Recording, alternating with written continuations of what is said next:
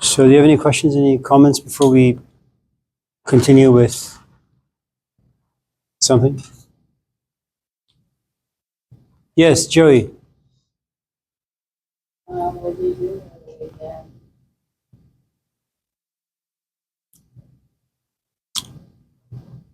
Next. Not much, really. I was in a photography job at this $60 million mansion in Napa, and the architect died 7 times. And he came back to life. He understands nothing. Anyone else? Did I miss anything from last week? No.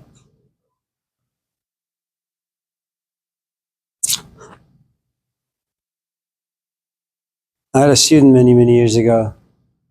He had lost his father when he was 6 months old. So when he came to my class, he was 16, kind of like Lark. And he says, "Did I miss anything, not having a father?" No. It's a silly question, really. Anyone else? That's it?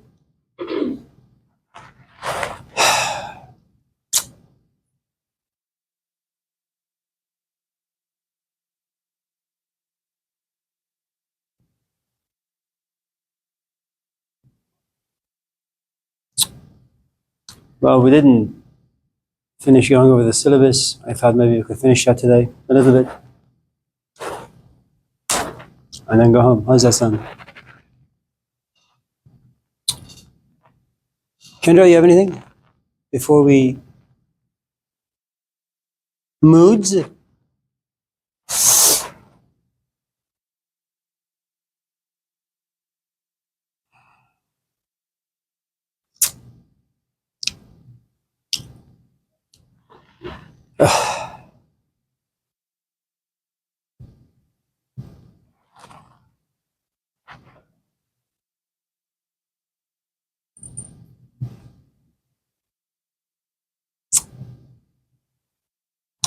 So you have moods, you have feelings, you have emotions.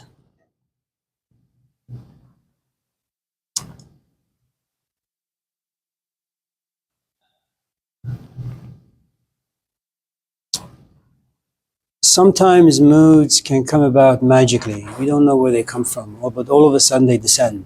You know, it's like it's a sunny day and all of a sudden the clouds come in. You don't know how or why. There's no wind. There wasn't a speck of cloud in the sky, but all of a sudden it's pouring down. Moods are sometimes like that, you know.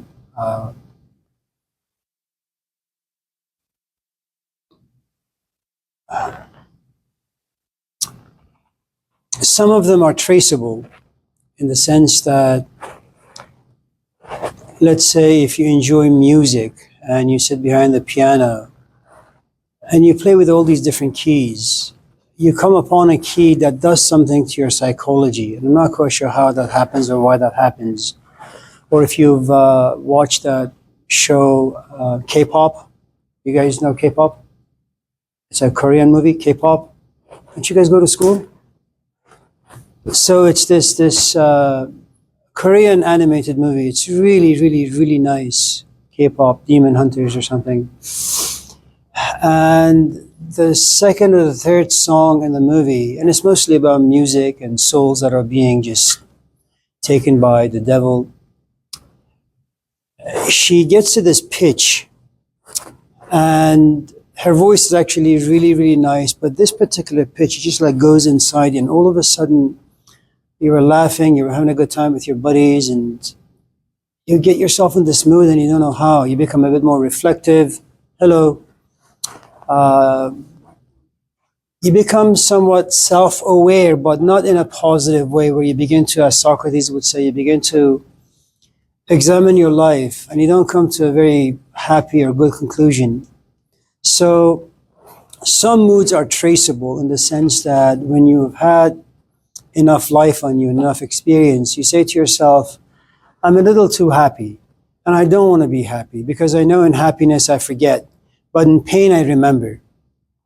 And so you go around your house looking for things that will create a relatively dark, negative mood so that you could once again sit and begin to think, you know. It's something that happens to some of us once in a while where you're walking around the lake and you find your life to be completely meaningless. And you say, I'm just looking for a good conversation or a good music or good this or good that so I can kind of get out of this ridiculous, stupid, childish, infantile mood and get myself into a place that has some depth and substance to it. And so if you're clever enough, cunning enough, you have sufficient tools in your toolbox, if you have a good collection of, say, music, you know, you keep putting in these CDs just to see if your mood will change. So that's what mood is, you know. Now, moods have the power to generate feelings, you know. Let's say I come to this class, it's the first day, and Kim over there looks at me and says, yuck. I haven't even opened my mouth. I haven't really said anything. Hello, Abi. How are you?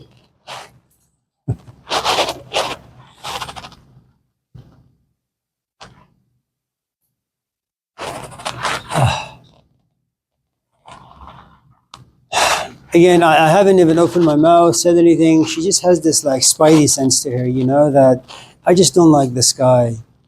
And I don't know why. And it's a feeling.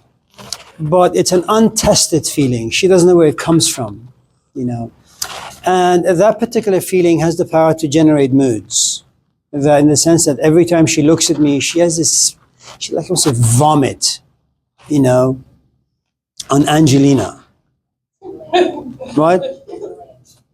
First you don't mind what name people call you, then I call you Angelina, then you correct me. She's very moody. So,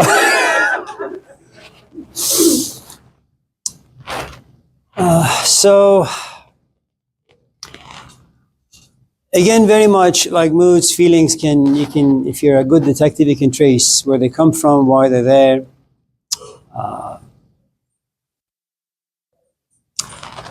Emotions are very, very, very different in the sense that I come to this class, Kim looks at me, she wants to puke, but she says, you know, I'm this 40-year-old woman. How old are you? 40. You're 30, you're almost 40. I'm almost this 40-year-old woman, you know, and I can't really trust my feelings. Fell in love like 50, 60 times in the past. Each of them I thought to be true, but time passed. I realized my feelings betrayed me, so let me just, instead of dropping the class, just go there on Monday and then Wednesday and then Friday.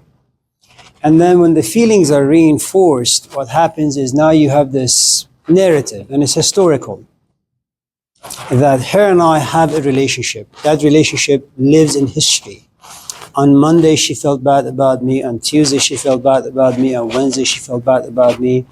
And so that becomes the foundation of her belief system when it comes to me. On Wednesday or Monday, when I go to this class, Amir is going to walk in and I know how I'm going to feel. Vomit. Okay. So emotions, unlike moods and unlike feelings, always are historical. They have a past. So whenever, for example, you happen to be a person of color, as I am walking this morning around the campus, as I have to because I had a triple bypass, in the back of my mind, I am thinking, as most of the people of color in this class should be, what if this unmarked car all of a sudden stops in front of me? You know, and what if these agents rush out? What if I am handcuffed?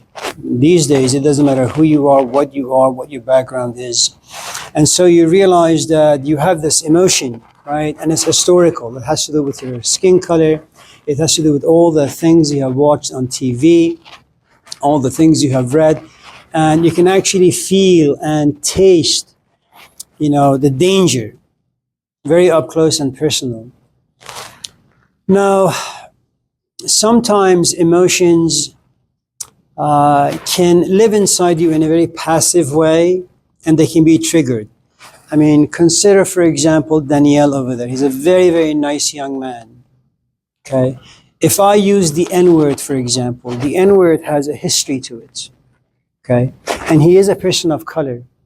Once I push that button, he's no longer going to just be sitting there passively. Something is going to happen. He's going to have an emotional erection, so to speak. Okay? So emotions always have history to them. So just think, I'm sorry, I didn't mean to put you off this. Trauma do the same thing? trauma, so what usually happens when you have an emotional crisis, every event that happens in life comes with its own set of intensity. Some are very casual, they make you angry, okay? It's like you and I are married, we usually have a good time, but certain days I'm just in a bad mood, creates bad feelings, and then when you come home, you say, what if I go home and Amir is a piece of shit today, okay? And so walking home can be a very traumatic experience for you until you've proven the opposite. Now, imagine on the other hand that I am an alcoholic and you and I are married. And this particular emotion, that's negative, that's traumatic, keeps repeating itself. Okay. Now, what usually happens in cases of trauma is that your intellect, your messiah comes down. And that's what our mind does. It's like this mechanic. It wants to come down and figure out, how do I deal with death? How do I deal with cancer? How do I deal with an instructor who is an ass? How do I deal with a student who is an ass times a million? Okay, so your intellect comes down to try to figure this out. There are these experiences where your mind doesn't have the answers and doesn't have the tools. It finds itself to be insufficient, then it shuts down. Okay, and then when it shuts down, you find yourself in paralysis intellectually. Also, emotionally, you find yourself in a place of what we call depression, sadness. Sadness and depression creates loneliness. Okay, sometimes you have to wait for some time for this depression to pass by, unless the experience happens to be so intense that it actually goes inside you. Okay, where it becomes chronic. So you and I are married. Everything started good. Life puts pressure on me. Most of the things I read in the Bible out the window in the trash, because life and Bible are two very, very different things. Life tests you. You realize even though Job tells you that you should be patient, you don't have much of that anymore. So you start drinking. Initially, you take me to Bible school. Initially, you and I sit and have conversation, but that doesn't work. And little by little, you realize that now you're dealing with two people. An Amir who can be sober for 10 minutes a day, and an Amir who's an alcoholic, who's drunk, and he's abusive. And the second Amir, the abusive Amir, okay, shows himself or itself, the more your companion is fear. And when that becomes a routine in your life, now you have chronic. In other words, every time you're walking home, you're asking yourself, is he going to be sober? Is he going to be intoxicated?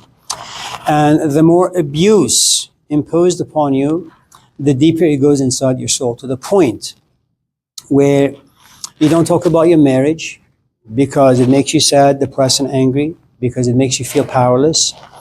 And so trauma can be passing. Trauma can be chronic. In case of chronic depression, oftentimes there is no escape. There is no way out. You need to go to therapy for at least 5, 10, 15, 20, 30, 40, 50 years. One of the things about chronic depression or anything that's chronic is that we are not creatures that enjoy pain. We're not creatures that know how to deal with pain, so we repress it, we push it down. Okay? There is this scene in one of the plays of Jean-Paul Sartre, the existential philosopher. It's about a woman in a party where all these men are around her and they're making all these sexist jokes and comments. Because she doesn't know what to do with all these jokes, she doesn't know what to do with all this language and imagery, she passes out. But she doesn't do it because she's actually sick. She does it because that's the only way out, you know. cause her body to pass out. Yeah. And so what usually happens is you push down the trauma so you don't see it. So you can be, what we call like functioning alcoholics. So you could function as well as being like sick on the inside. Then you will learn the art of repression. Even though you're sick, you try as much as you possibly can not to see it. And then you come to realize after a while that the garbage inside you is slowly leaking out. And this is what happens to all of us as we get older. As our buffers or barriers kind of just get thinner and thinner. And so you go to a therapist, and it takes him or her like 5, 6, 7, 9, 10 years to gain your trust, to gain your faith, to gain your like or love, and then you kind of pour out who and what you are. So do you think therapy works? No. I mean, I can't say no.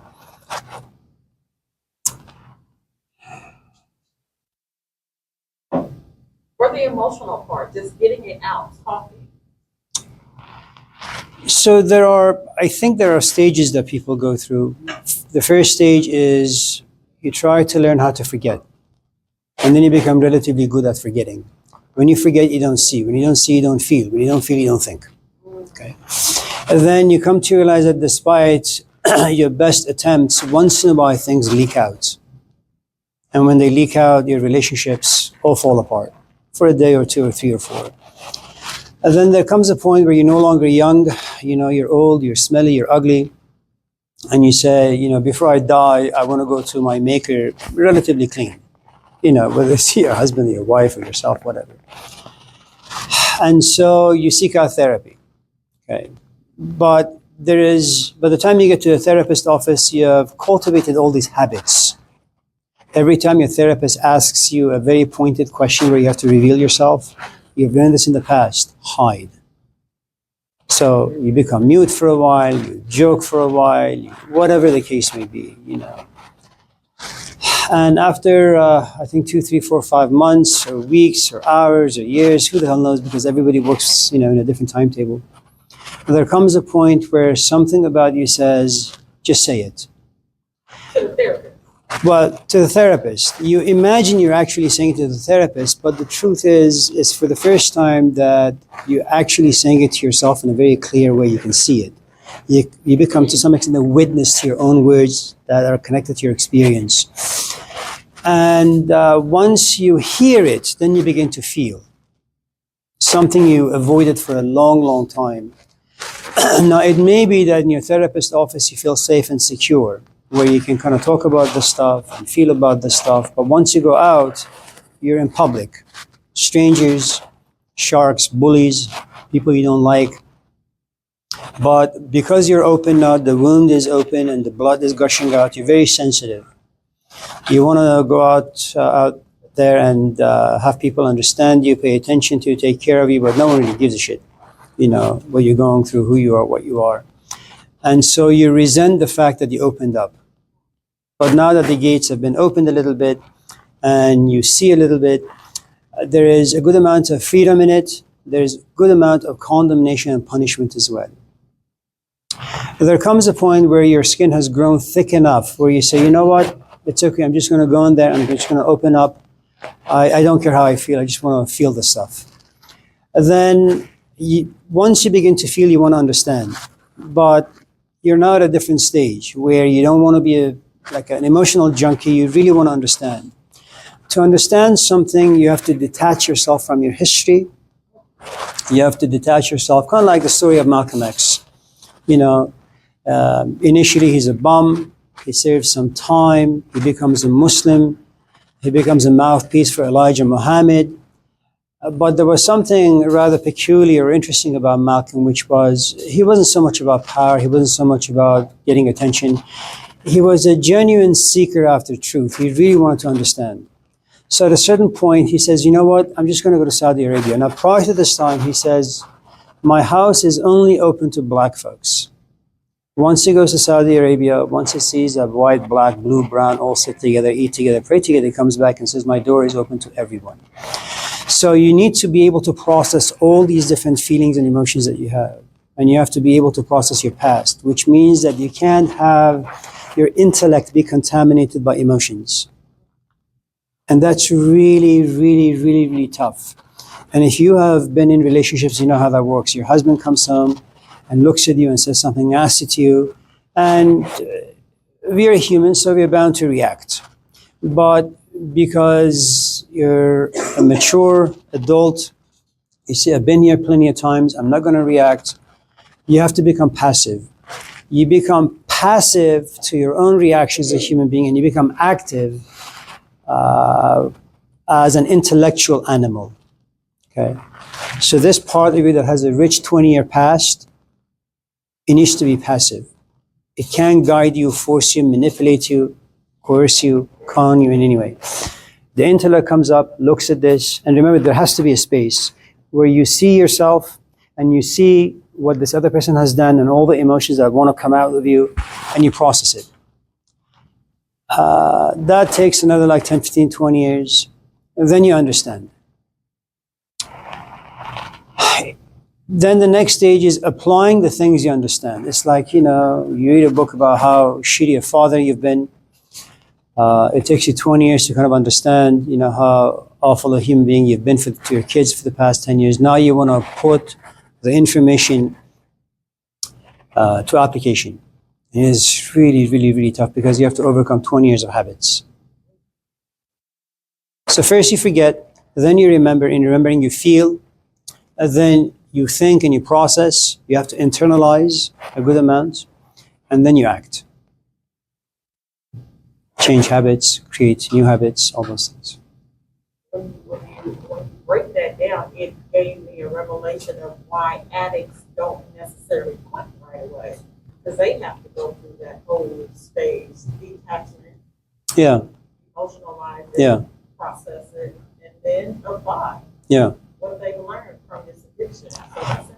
Yeah, so for those of you in this class who are going out with someone who drinks too much, smokes too much, has anger issues, has come from a broken home, parents left that when they were like 2, 3, 4, 5.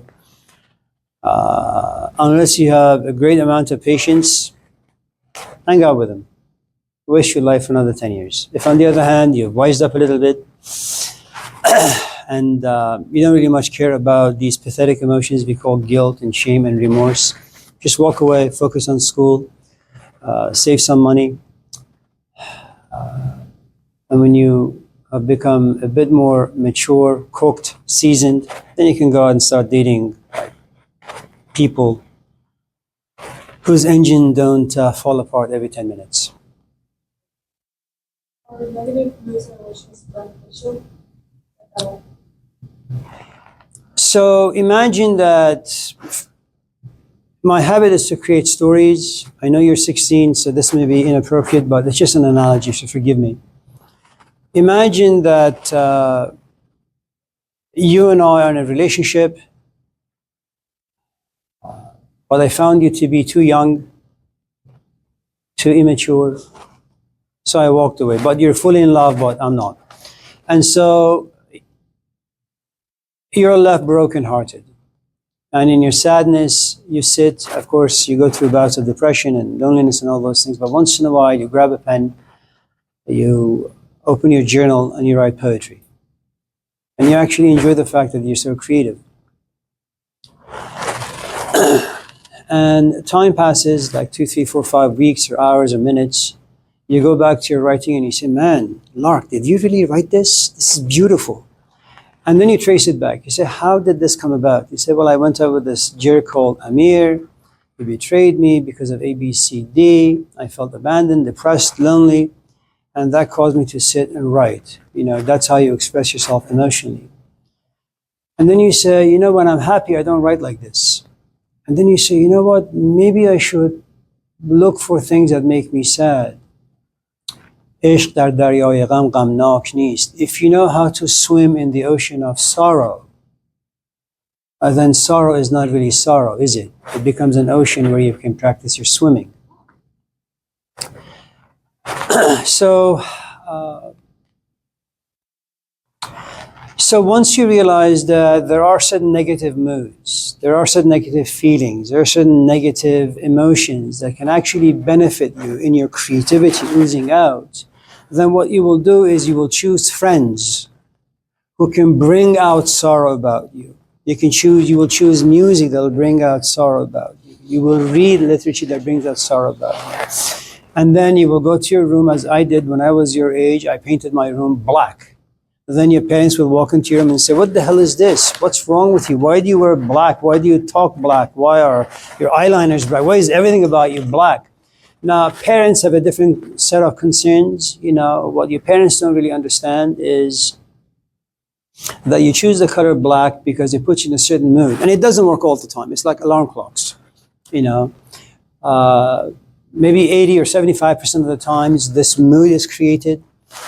And even though you're happy, all of a sudden you're forced into sadness and you sit somewhere and then you begin to reflect. And that's what moods do, negative moods. And then you either read a book or you go to the forest and walk or you read, you write something creative.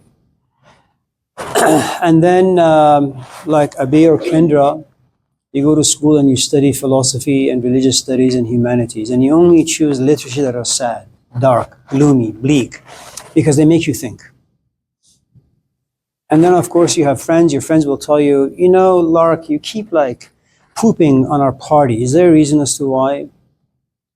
Every time they want to have a conversation it's going nowhere, really, it's just stupid. You take it back to like some existential stuff.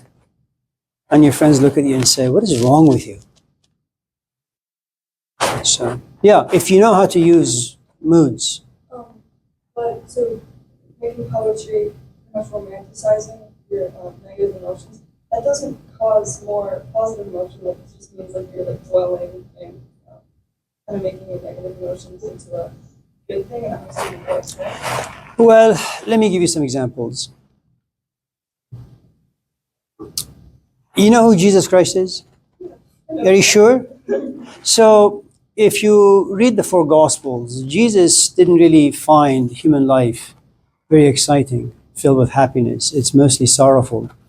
And so when you examine some of his stories in the New Testament, it's really quite sad and frustrating. And then you have to sit back and ask yourself, why is it that a man, some 2,000 years ago, who comes forth with all these gloomy stuff about what it means to be human beings, he dies and you have churches all over the place. You have to this day, thousands of books every year being printed about the story and teachings of Jesus, the Buddha. Consider the saying of Jesus, that do not store your treasures down here. It's a den of thieves. What are your treasures down here, Lark? You love your boyfriend, for example. Well, your love lives in time. What is it that time does? Buy a brand new car, leave it outside for a while. What is the sun going to do to the paint? What happens when your car is around other cars? Well, it gets bumped, it gets dings. The paint oxidizes it, right? And that's the message of Jesus. Everything that lives down here eventually will be oxidized. And your hopes, your dreams will all be vanished. That's not a very happy message. And yet you have over 1 billion people following this guy. The Buddha. Anything that's born will suffer. Specifically human beings. And yet you have 1/4 of human beings on this planet following Muhammad, not a very happy guy. There is something about us that enjoys sorrow and sadness. The other thing you need to understand is that which is about close to 90% of human emotions have to do with darkness, with frustration. Why? Because life is tough. Romantic relationships are tough. Going to school is tough. Dealing with your parents is tough. Having your friends understand what the hell is going on with you is tough. Sitting in this class for 2 hours is tough. Being bored is tough. Figuring out if this marriage is going to work out is tough. Having kids is tough. Making money is tough. Every fucking thing you point to is tough. So romanticizing your problems is a way. You don't romanticize it.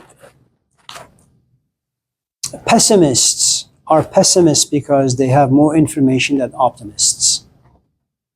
When you say you love your boyfriend, and I'm sure you do, Tammy and I cannot but only laugh at you in a very respectful way without you seeing us laughing at you. Well, we laugh at you. Because when you're 16, all you have are dreams and hopes, unexamined, untested, you know. And we say, oh, well, more power to you. Just wait another couple of years. Question for you. Are you done? I'm sorry, I didn't mean to cut you off. Okay. So back to the scenario with you and Lark. Could it be? 'Cause some What people Lark? believe- Oh, Some people believe that things happen for a reason. nothing happened. Yeah. So, in her darkness, she becomes a professional poet. Sure. Yeah. So, could it be that she had to go through that dark space in order to pull out this gift or talent that's inside of her? So there are, I was going to go through the syllabus, but I guess it's not happening. No, it's all good.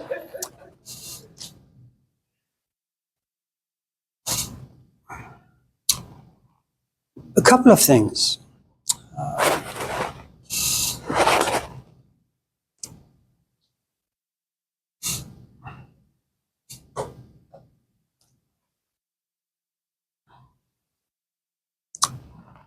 You know, it's only been the past maybe 200 years or so, maybe less, where everybody assumes that they have some talent and they're a genius and God made them for specific reason.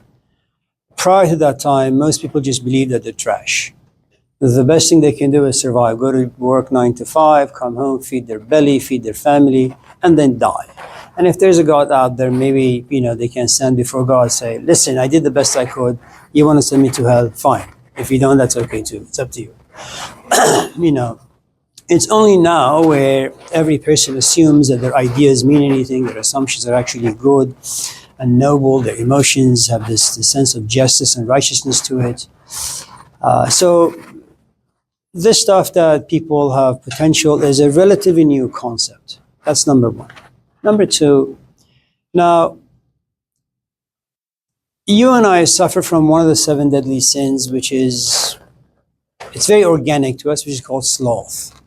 Now, you may have potential and a talent to become a poet, but the truth is, let's say that I am your son, and you see me at a very young age walking towards piano quite often, and you look at my fingers and they move relatively well. And there was, in fact, the story that came out of England a couple days ago that this mother and her son, who was only 6 or 5, they were walking in a mall somewhere, and this kid sees the piano for the first time in his life, and he just sits by the piano and he goes to play like Mozart. You know, not very many people are like that. You know, as I think the human race has generated one Buddha, one Malcolm, one Gandhi, one Muhammad, one Jesus. I think that's how rare talents are. Okay? Now imagine that you as a mother looks at me, your son, says, man, this kid has the potential to be a great pianist. Here's the problem. We have no piano. Okay? You have no money. We have no friends. And though I have this talent to become a great pianist, we don't have the resources. Talent by itself is not enough. Now, let's say that you do buy a piano. Okay. We can't afford a teacher. Let's say we do find a teacher, but I'm far too slothful to obey her commands. And though I have the talent, it just goes to waste. Let's say the only way that my talent can be protected is once in a while you slapping me. But you're a Christian. You know, so you spoil the rod and you spoil the child. So there are lots of different things that you need. You know, relationships are complex. Talent is not enough. In fact, it doesn't really mean anything. Tanisha. You said that the dark space in people of comfort and sadness. Do you think that's because sadness, like humans are kind of scared of being alone, and sadness brings humans alone together and like I mean, not alone together, they bring us together and together. Well, you know, I don't like my wife, and my wife doesn't like me, and I don't like my kids. But when last year I had my surgery, they came to visit me every single day. Something happens to us in pain, that something about you opens up, and I don't really know what it is.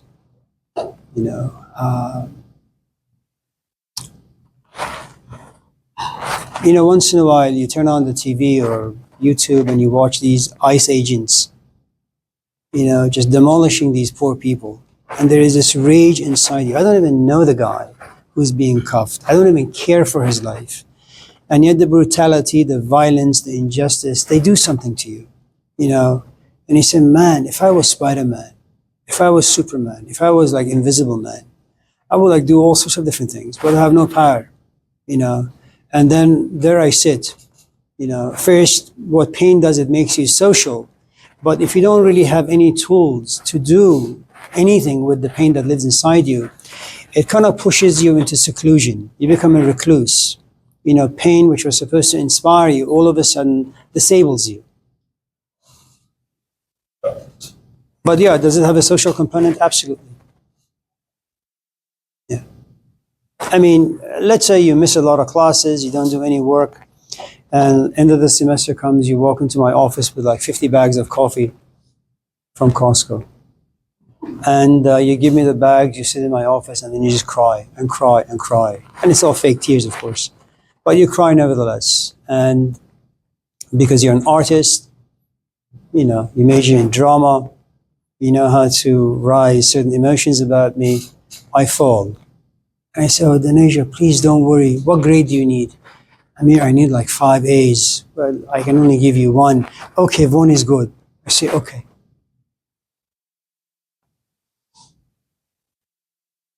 That's what pain does. And then I see you 10 minutes later in the cafeteria having a great time with your friends. Then I go back to my office and I do a grade change form. Back to F. Then you come back to my office saying, oh, my scholarship this and my scholarship that. Yeah. Wouldn't you say these emotions are necessary? So,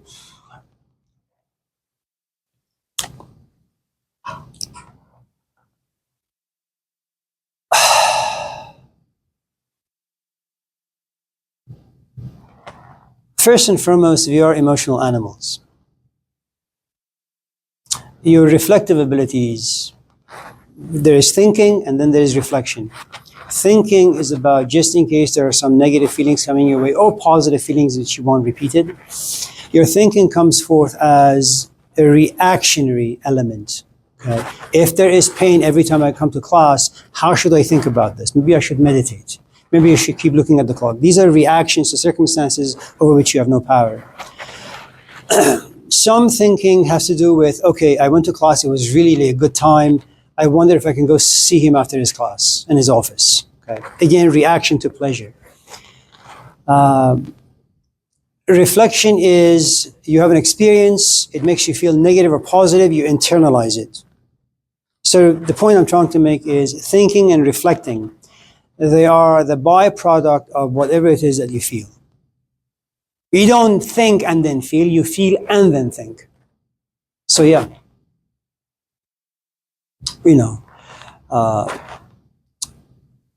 I had always thought that when kids are born, first they think and then they feel. So when my first child was born, the first thing I did was to slap him really, really hard. And then he started crying. I said, think, reflect, why are you crying? The point is, the moment you're born, you feel. And you're going to feel for the next 20, 30, 40, 50 years.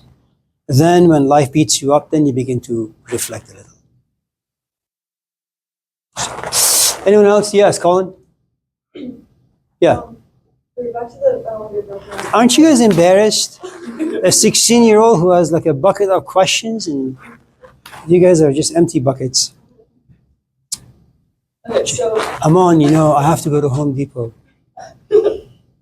Alright, I'm quite broken and I become a poet and I'm very talented because of this. It doesn't solve any of my problems, but I get so much praise. Does feeling like I have a purpose help me at all, even how it doesn't like lead me toward any type of virtue? Like just like temporary band-aids, will that like There are a couple of things. There is your physical life, that your body needs a companion to lay against, to have sex with, to watch a movie with, to hold hands with, to walk around town, to have food with. That's your physical life, and it's necessary and it's important. You need a roof over your head.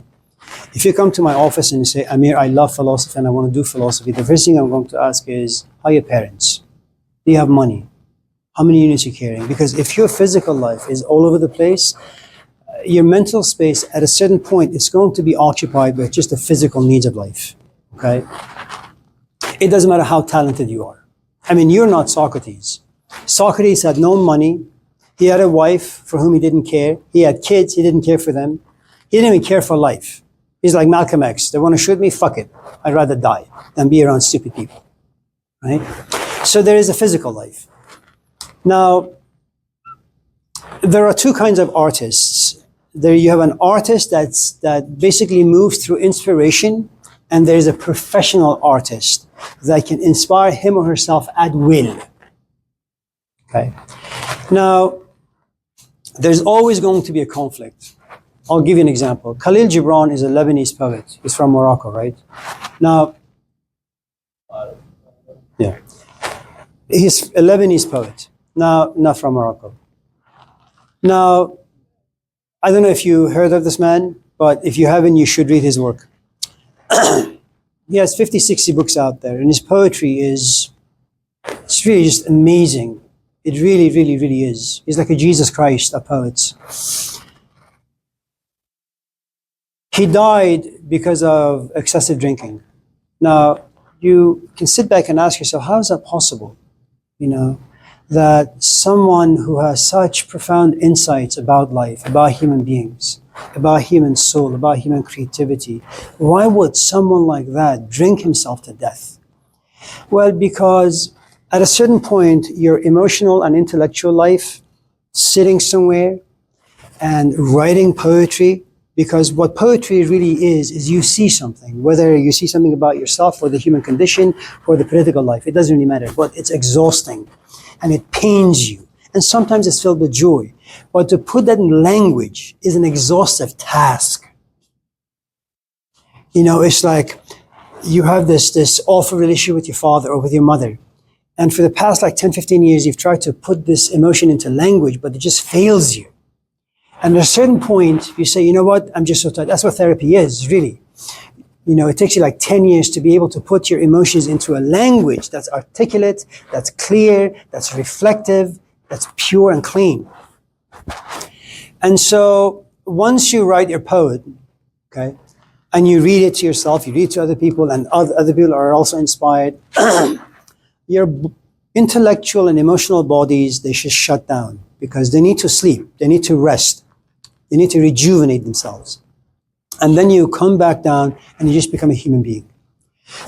In being a human being, you need sex. You need companionship. You need to joke around about the most ridiculous things.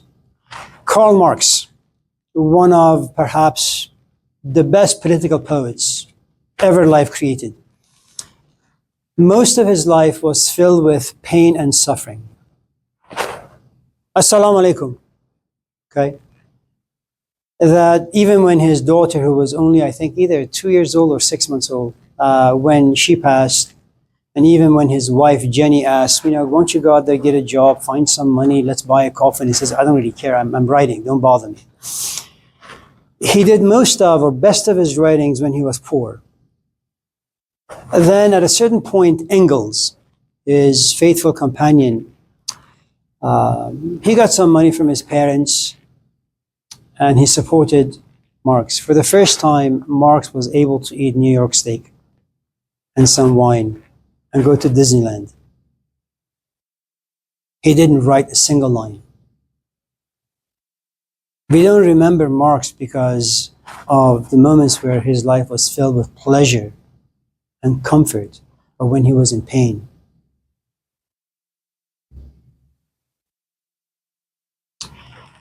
Pain gives you wings, and it's something we'll talk about at some point in this class. Whereas comfort, you just walk around. Pain gives you wings. It really does. And when you come down, you may not enjoy what you see. Anyone else? Abi?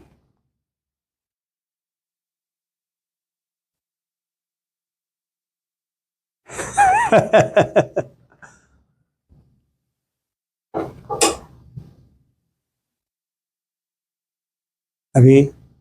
Going once? If there is nothing, there is.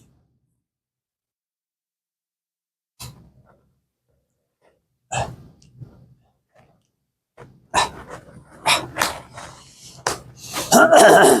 my question about motivation. Is there any way to really get yourself going rather than sitting down and looking at something like, yeah, if I don't do this, there will be consequences for the tough stuff that you don't want to do? No. All these motivational talks, they don't do you much good. So just building habits and trying that. Look, if I was to use a very, very cheesy and inappropriate example, I would say the following. Inspiration and motivation are like having a one-night stand and then wrongly assuming the one-night stands to be a bona fide, meaningful relationship. It's just a one-night stand. You have sex, you shower, you go. That's it. The other is when you have a long-term relationship, where yes, you do sometimes have one-night sexual engagement, okay? But you don't shower and go home, you stay in bed with your companion. In the morning, you get up, you wash the dishes, you get into an argument, you slam the door shut, but you go back after 5 hours. You know, you spend your money on your companion. You pay for her car, you pay for her mortgage, you do this, you do that. You may not want to, but you do it nevertheless. There is something about you that knows what responsibility looks like. Now, here's the thing you need to know about inspiration and its longevity. If you have a barbecue pit, go home today after class, get some charcoals, and get a lighter fluid. Pour some lighter fluid in the charcoal, and then put a match to it. It goes up in flames. Stand there, take notes, take your, in fact, phone and video this. The flame will go very, very high. And of course, if you don't have the proper experience, you say, man, the entire house is going to catch on fire, but that's not the case. After about 2, 3, 4, 5 seconds, the fire will die. And you look at the charcoal, nothing. The other thing you can do is you put some fluid on it, you wait for about 5, 10 minutes, and then you put a match. And then you get a fan, and you stand there, go like this for the next 5, 10, 20, 15 minutes. And then the moment you see this red spot somewhere on the charcoal, then you can walk away. And that has the power to burn the entire charcoal into ash. If you're inspired, okay, someone needs to fan you. Now, for someone to fan you, they need to be interested in you. If you come to my office and you say, Amir, that was an inspiring class. What is this class called again? So it doesn't really matter. Okay? I want to major in that. Oh, that's great. That's inspiration. But then you don't show up on Wednesday. I get no emails from you. Okay? And you have a 9-to-5 job. And the whole thing is forgotten. And then you come back or you send me an email saying, can I come to your office? No. First, I'm far too fucking old for that stuff. Okay? Second, I'm not going to protect that inspiration. It takes too much work on my part. And every time I fan you, you're going to keep looking at your clock. Is it time to go? And every time you come to my office, you're going to ask stupid questions. And even when you're sitting in the class, you keep looking at your phone. And I realized, well, that inspiration really doesn't have much of a shelf life. You're not the person I would like to waste my time on. And that's what happens in dating. I mean, right now you're very young. You will date anything that walks. A cat, a rat, a mat, doesn't really matter. Okay? And you don't much care about their history. Okay. Once, you get to be 35, 40, uglier, smellier, you don't have much time. You say, you know what, I want to choose my companions very, very carefully. So the nature of your questions begin to change as you date. That's how it is. Everything is about dating.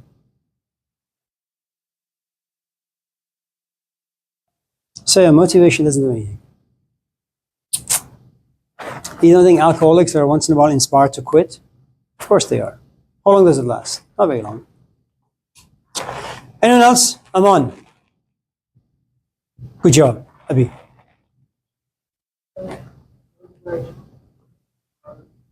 We don't know.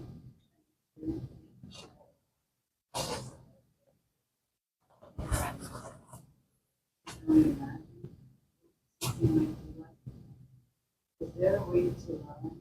No. Let me give you a poem. You ready? Poem. It's dark.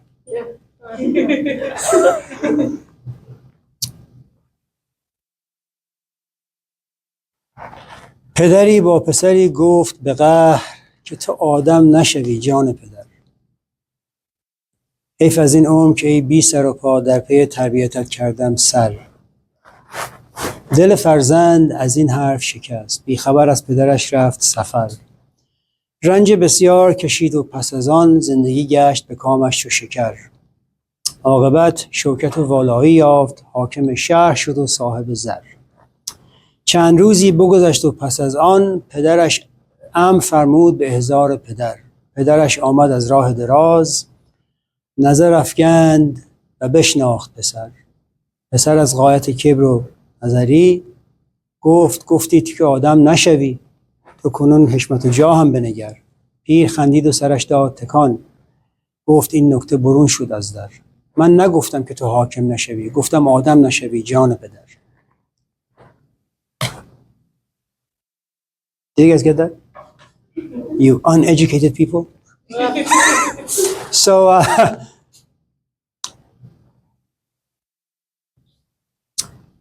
there are a couple of things. We are, for the most part, very, very tactile creatures in the sense that I need to experience it. One of the most important of the deadly sins is pride.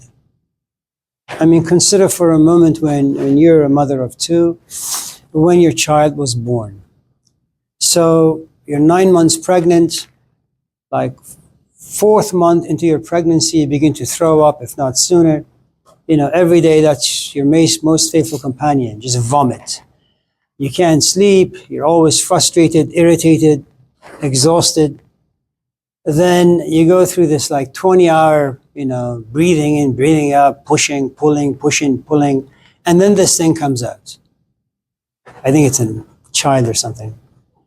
And then you would think that after all that this kid has put you through, this kid can just remain quiet for 10 minutes so you could rest. No. Screams and cries. And of course, sure, something happens to you as a mother. You say, give me my child, I want to hold him. And it's like your exhaustion just goes away. And you realize that the moment a child is born, the I, self, me, I am important, pay attention to me, they're born with the child. When they're hungry, they will scream. When they have a rash, they will scream. When they're bored, they will scream. I mean, we are born with a very, very profoundly dominating self. Okay? Now, what you're asking is this. My child is doing something wrong. Well, the child is doing what the child is doing because of the element of pride. Okay? And the fact that they're new to life. And the fact that what we have on the inside is desire. And sometimes things out there get your attention. And when they get your attention, it's because something about that attracts you. I am attracted to Lark. Why? At the age of 16, she asks good question. I'm attracted to Aman. Why? Because you're going to send me a coupon from Home Depot. So without attraction, okay, There is no movement in life. You have to be attracted to something. This morning, despite me being exhausted, I went for an hour walk. I'm attracted to continue my life. I don't want to get a heart attack. I don't want my arteries to get clogged. Okay? So your daughter is attracted.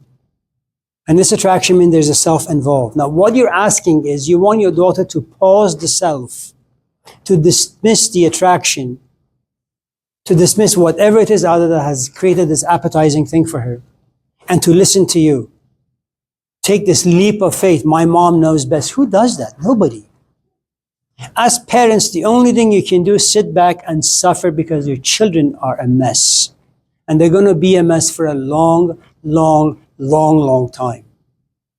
I mean, consider for a moment when your parents no longer give a shit. It's not like they spoke to you once and you said no and they just walked away completely. No. They told you to do something over and over and over and over again. After a while, their volume goes up. They scream. You still don't get it. Then they say, you know what? Screw it. Then they give up. And they wait and wait and wait until, this concrete called your brain, life will create a jackhammer, okay? Now you begin to see things. Now you begin to feel things. Now you begin to think about things. Then if you're lucky, and if your parents are not dead, you go back to them as a kid and say, Mom, Dad, I messed up. I'm sorry. But you won't even get that. The only way you'll get it is you'll become a parent. And then you realize your kid puts you through the same shit that you put your parent through.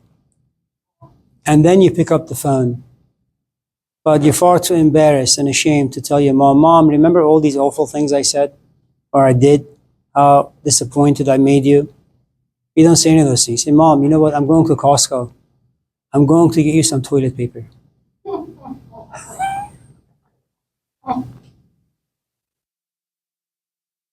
Yeah.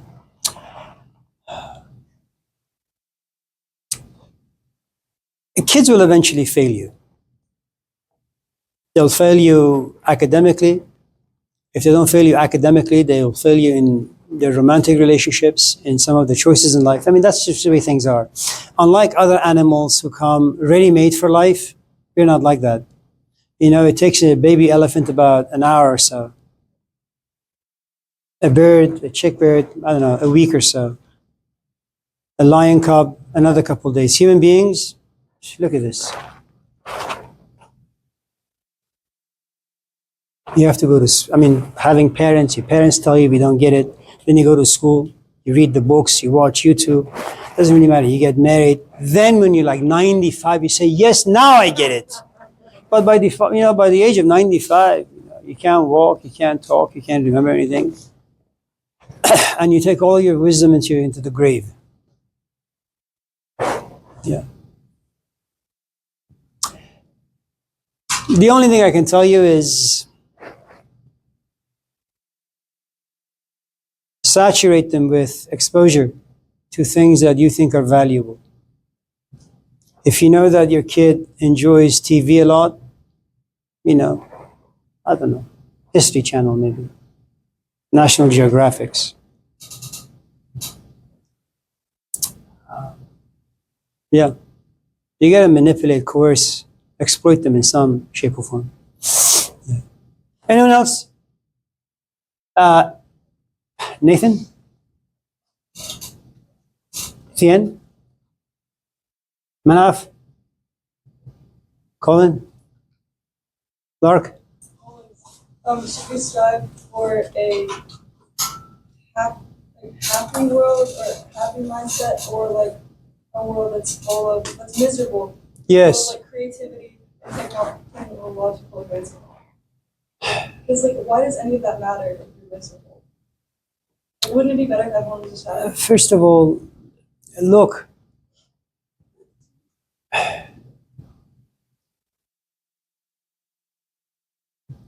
Have you read Death of a Salesman by Dustin Hoffman? It wasn't written by Dustin. You guys know who Dustin Hoffman is? Jesus Christ, what is this place? Dustin Hoffman, he played in The Matrix. Yuck.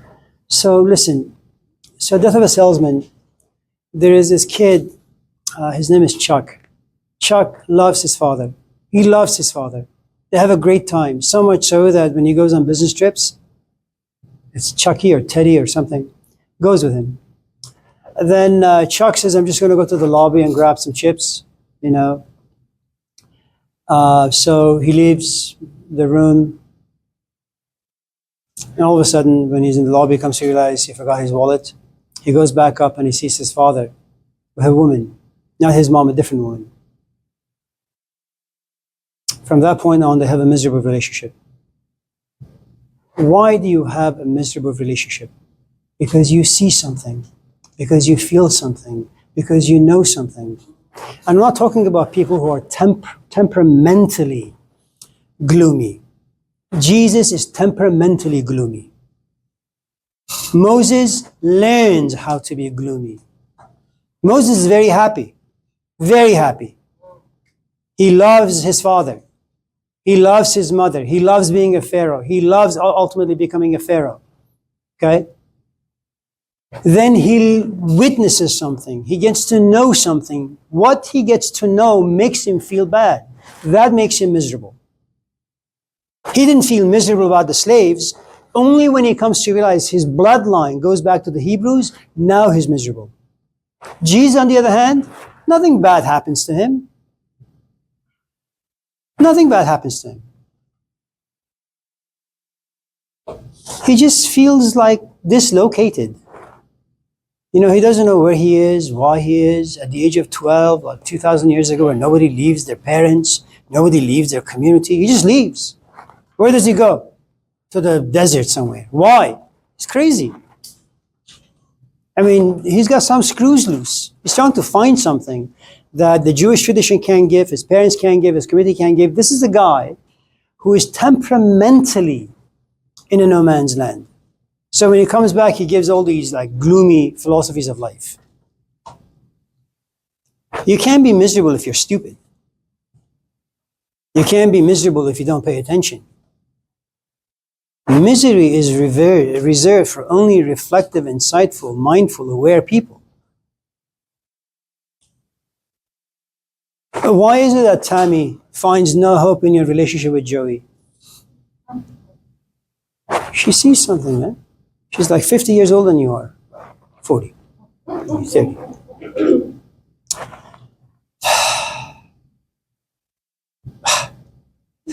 So, I mean, look. You know what the divorce rate is right now? really high. 70%. Imagine that for the past 20 years you worked really, really hard and you saved a lot of money. Like you've saved $100,000 and you want to buy a business. You look around, there's a coffee shop. And the first thing you do, I want to see the books. And you want to see the tax returns for the past like 2 years. And you realize, well, shit, they're under like 50,000 every year. No profit? No, they're always down. You're going to give your money to that business? No. You don't buy a business to go bankrupt. You go buy a business, you can buy another business. Triple it, right? Marriage is like that. You're investing in a business that's going down. The only reason why people still get married or hope to get married is what? They don't see. They don't want to see. Having children. Why do people want to have kids? They're stupid. I mean, first, to be fair, women are condemned in the sense that biologically, you're at a certain point, your body screams, give me a fucking kid.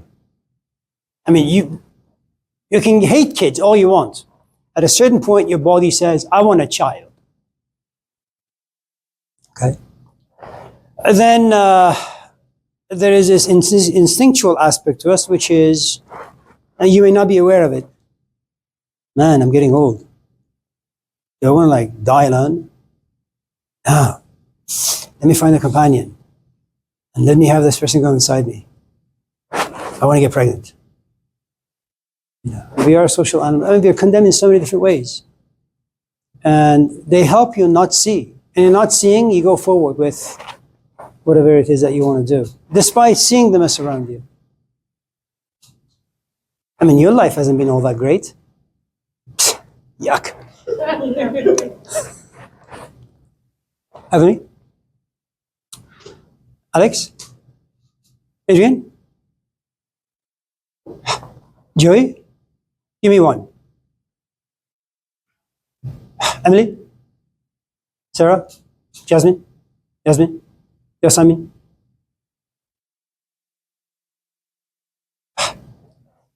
Tammy? All right. Let me just talk about the assignments real quick.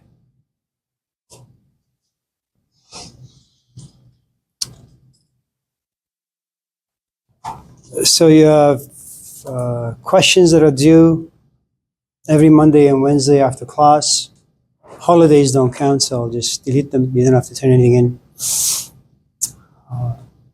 And then you have this other assignment once a month where you write an essay on all the posted items. Just follow the directions.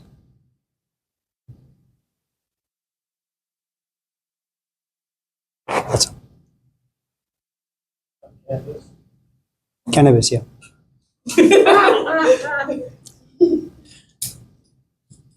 Is it time to go? What time is it? If you have a minute, this is America. All of us do quickies. Can we do a quickie question? Yeah? Do you have any questions about the assignments? The question that you will have to submit will close at 11:59 p.m. It has to do with some of the things we talked about today in class. It can be from like another book or another class, from today's class.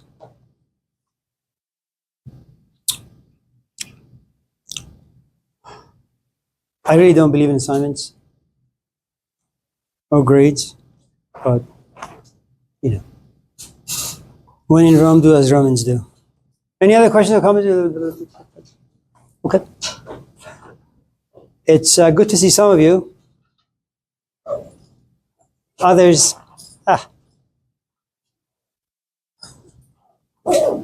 All right. Have a nice day.